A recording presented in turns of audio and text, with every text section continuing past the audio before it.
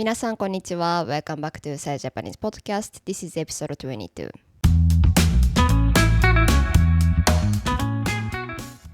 今回のエピソードではソーシャルメディアでのヘイトコメント、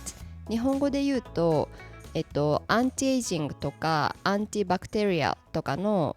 アンティをアンチと呼んでアンチコメントと言いますが、それに対する私の考え方をお話しします。私はソーシャルメディアで3年以上日本語を教えていて、今は全体で40万人以上の方にフォローしていただいているんですけれども、やっぱりフォロワー数が増えるうちにアンチコメントも多くなりますし、最近は日本語を教えるだけでなく、日本の社会問題とか精神文化について紹介することもありますので、私の動画が大きな議論を呼ぶこともあり、いろんな意見を見る機会が増えましたが、以前はアンチコメントを見て嫌な気持ちになることもありましたが、最近はほとんど心を動かされなくなりました。で、このポッドキャストを見ている皆さんは、アンチコメントを受け取る側か、横から見ている側か、もしくはしている側か分かりませんが、いずれにせよアンチコメントって見て嬉しいものではないですよね。なので受け取る側じゃないとしても、普段ソーシャルメディアを使っていて、そういうすごく悪口とか他の人が傷つくようなことを言っているのを見ると、心が痛む人もいるかもしれませんが、そんな中でも、できるだけ平和に気楽に生きていけられるような、私が3年間で学んだ考え方を、紹介します。ではまず1つ目の考え方は、アンチコメントはしてはいけないものと考えるのをやめることです。もちろんだからといって私自身は一切アンチコメントをしたことがないですし、これからも恥ずかしすぎてちょっとできないと思いますし、もし友達とか家族がしていたらドン引きしてしまうと思いますが、でもアンチコメントは絶対してはいけないものだとも思っていません。実はこの考え方を教えてくれたのはインスタグラムの DM でわざわざアンチコメントを送ってくれた方でした。というのも2年くらい前に私が少し体重が増えた時にコメント欄とかですごい「さやさん太りましたね。体重増えたんですか？何かあったんですか？」みたいな感じで、コメントをしてくる人が結構いたんですね。で、その時は他人の体に対してコメントをするものではないと思っていたので、ストーリーとかで太ったにせよ痩せたにせよ本人がどう思っているかわからない、病気の人もいるし太りたい人も痩せたい人もいるので、とにかく何も言わない方がいいよみたいなことをストーリーで言ったところ、それに対して、DM で、ソーシャルメディアで不特定多数の人に自分を見せているのに、それに何を言われようと文句を言っているのはダサい、文句言われたくないなら自分の顔や体を見せるなというふうに、言われて、一瞬その言い方にカチンときましたが、でもよく考えたらものすごく納得がいった、腹にストンと落ちるというか、確かにソーシャルメディアで自分は好きなものを好きなように発信してるんだから、何を言われようと全部自分の責任だっていうことに、気づきました。ソーシャルメディアってすごく面白い特別な空間ですよね。現実世界では国ごとに法律があって、もしその法律を守らなかったら誰かが警察を呼んで逮捕されて刑罰が下されるとか、法律とまではいかなくてもみんなが知っているやってはいけないこと、やらない方がいいことっていうのがあって、それに従っていないと周りの人から顔をしかめられるので、みんなも自分をコントロールすることが多いと思いますが、ソーシャルメディアではそのプラットフォームが決めている数少ないルール以外には、ルールがほとんどない、ほぼ無法地帯ですよね。なのでクリエイター側にとっても自分の好きなことを好きなように発信できる、とても楽しい場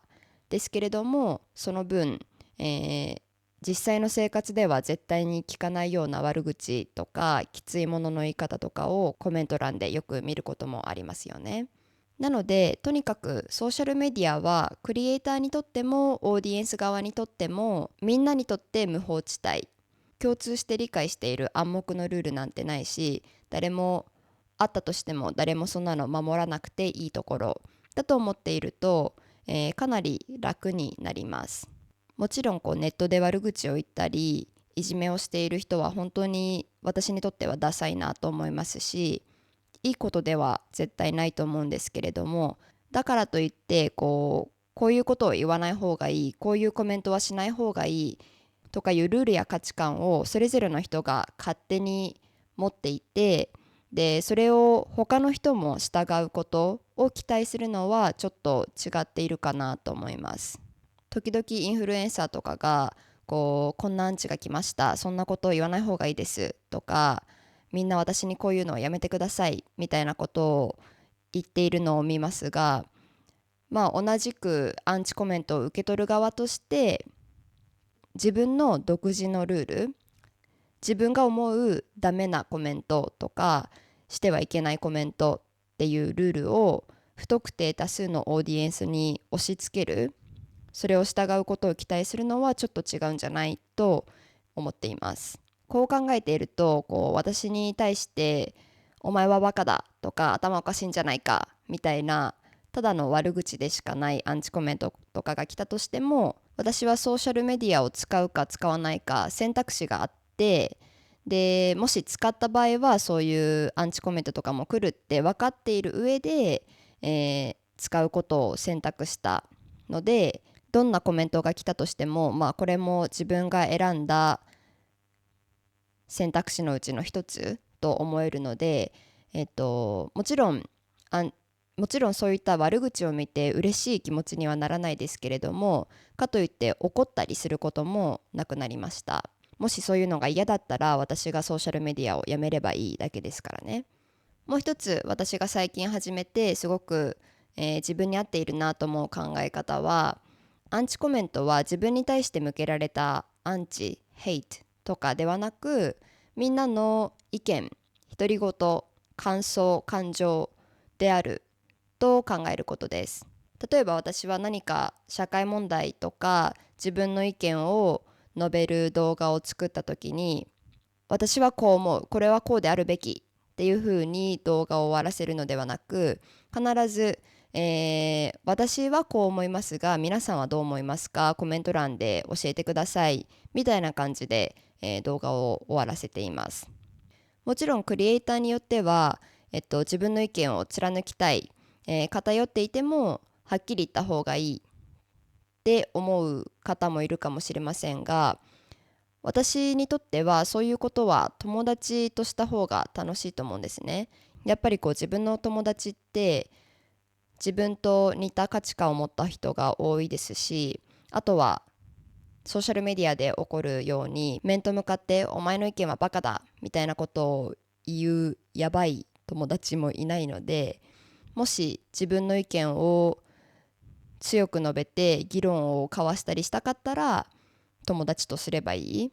そっちの方が私にとっては楽しいし、お互いを尊敬し合いながらするので、ただ単に違う意見を交換する学びの場になりますよね。なのでソーシャルメディアで私が情報を発信したりする時の目的は、そういう自分の意見を通したいではなく、まずは多くの人に知ってほしいとか興味を持ってもらいたい、ちょっと考えてもらいたいということなので、私が発信した情報に対して不特定多数のオーディエンスが意見を持ったということ自体は重要ですが、どんな意見を持ったかっていうことは私にとってあまり重要ではありません。なので、私はこう思いますが皆様どう思いますかっていうふうに動画を終わらせることで、もしそんな意見は馬鹿げているとか、そんなことを考えるお前は頭が悪いみたいなコメントが来たとしても、まずは私自身が、コメントしてください、意見を教えてくださいって頼んだので、それに対応してくださったことにまずは感謝。そして、コメントを書いているという時点で私が発信した情報を聞いてくれた、私の話を聞いてくれた、それについて考えてくれたので、もうその時点で私の目的は達成されているので、良かったなって思います。こういうふうに他人が自分と同じ考えを持っているということを一切期待せず、とにかく事実や意見がみんなに広まってくれれば嬉しいなというマインドセットでいると、どんなことでも楽しく話したり発信することができます。では以上が私のアンチコメントに対する2つの考え方でしたが、私の次の目標はこの考え方を現実世界にも適用するということです。でもこっちはもっと難しい気がします。なぜならソーシャルメディアでは自分に対してどんなにひどい悪口を言われても、信じられないような意見を持っていたりしても、所詮は名前も顔も知らない友達どころか知り合いでもない赤の他人なので、そういったアンチコメントもそもそも30分ぐらいで忘れてしまうようなものですが、やっぱり実際の生活で友達とか家族とかだと意見が全然違う時とか、自分の考えを分かってもらえない時に、友達なんだから分かってほしいとか、家族なのになんでこんなに分かってもらえないんだみたいな期待が絡んできてしまって、友達とか家族っていう関係性が人は人、自分は自分っていう風に考えるのを少し難しくしていると思うんですね。でもこういった期待を手放すことでどんどん楽になると思うので、今後は強く意識していきたいと思っています。では皆さんが、アンチコメントとかネット上での悪口とかいじめに対してどんな意見を持っているのか、ぜひコメント欄で共有してください。最後まで聞いてくれてありがとうございました。また次のエピソードでお会いしましょう。